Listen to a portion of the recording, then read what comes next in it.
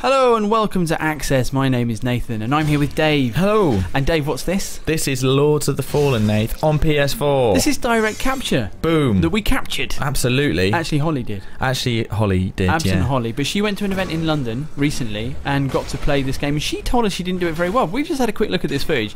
She did fine. Yeah, she's done really admirably. I don't know what she was talking about. And this is, for those of you who don't know, Lords of the Fallen is, as you can see, it's a third-person action-adventuring game, but very much modelled on the Dark Souls style. So much so that when I played it at E3, there's a mini-boss in here. Let's see what Holly does. Sorry to interrupt myself. That's a big guy with a big shield. Yeah, she knows what she's doing. This is what the guy at E3 told me to do. How'd you like that? Bosh. He's in a hole. Nice. So like in Dark Souls, there are traps everywhere for you, but also there are clever little shortcuts you can do. But yeah, so I played it at E3. Double tap circle on the pad just to be like, how much like Dark Souls is it? And that did the back step that I kind of expected it to. Okay. And then got into a fight and just was like, and I just played it like Dark Souls. And everything is very... So the controls are mapped to, the same. The same, as Dark Souls. And like moves you don't have to have, like the back step and like the rolling. She's messing people up here. Absolutely, She's doing fine. And I guess the big thing is, the people who are making this game have talked about it. They're very upfront about the fact that Dark Souls is obviously a big influence.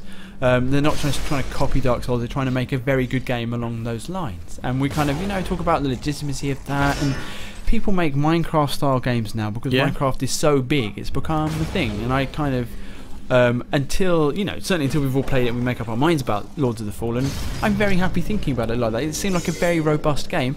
It's also really pretty, Dave. What are your thoughts about it? Yeah, I do think it looks really, really pretty. I was thinking, Nate, actually, I know you've played Dark Souls and loved it. I've never played it, and I've sort of wanted to, but not that much. But there's something about this. Exactly, I'm afraid. Something about this game really makes me want to play it, and I'm not sure what that is because on the darkness and the fire and the monsters. Yeah, but I mean but Dark Souls has that. It's something on the surface that really appeals to me. I don't know what it is. I don't think it's just that it's really, really good looking. It looks a little bit more agile to me, and maybe no, you're not wrong. There is so again, speaking to them because we've had the interviews on the channel before. One of the things they do in Dark Souls, it's quite a robust and punishing. So it can be punishing.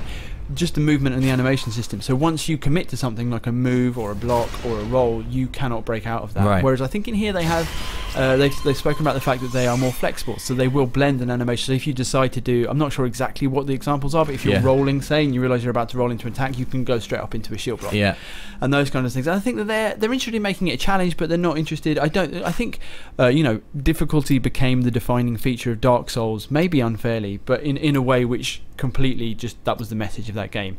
And I think the Lords of the Fallen, like you say, they want people to have a go. Come on an adventure. Speaking of having a go, I think Holly is just about to come up against the boss of this demo. She's changed. She's gone for the claws here. Yeah. Obviously, she's gone melee, which I wouldn't normally do unless I knew a boss really well. I don't think, because you have to. Because if we're up close, you're very susceptible. So unless you know what the attacks are. Well, she wouldn't know this boss very well. I imagine she might have been recommended these claws, but it's each to their own, isn't it? You've got to play to your skills and stuff. He doesn't look like someone I want to be really close to. No, he doesn't. Oh, and there's a... Ooh. Doesn't look like a friendly type. He's quite big.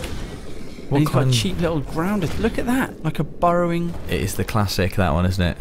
What kind of champion as well? Who's champion? I don't believe it. I was playing very early code at E3 and I actually crashed before I got to embarrass myself on the boss. Really? So here you go. So it's the old... This was like the Bane fight in Batman. Yeah. Let him run into the wall and then just kick him in the back. You can see the champion's health is sectioned off as well. I think when you get him down so far, he changes the way he attacks. He's like gets more powerful, more devastating attacks. Do you think this is John Champion, who's better known as the commentator on Pro Evolution Soccer? Well, that would be a turn up. Maybe we're Jim Beglin. If it is, let's have a fight, John. He's looking well. Yeah, he is. In a way. He's been working out. Yeah. I mean, I guess you never get to see him, do you? Really, in the commentary. No, box. you only hear about him. Here we go. Oh, that's gone quite badly.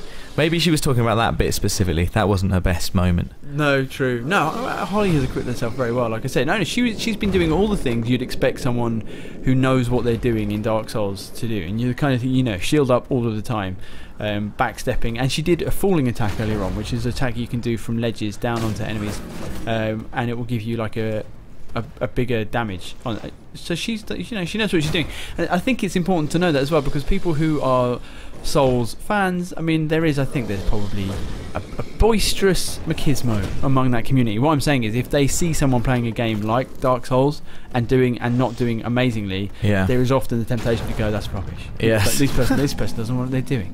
Holly does know what she's doing, and I think this boss is rather tough. I understood at E3 there was 1 or 2 people a day out of dozens and dozens who were taking it down. So as far as I'm aware, this is her first time up against him, so hey, I think she's doing admirably. I can count the number of bosses I killed in Dark Souls first time on no hands. Really? Yeah, no, there was one actually, but so I must have just counted it using an abacus, but no hands.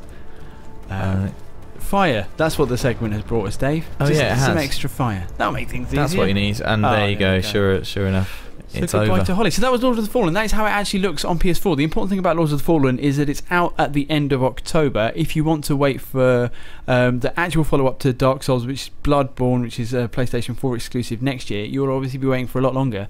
My advice: give this a look. We'll probably have more in it before it comes out, but certainly my interest is piqued. Me too. Stay with us on PlayStation Access for loads more on PlayStation 4 and everything PS3 and PS Vita.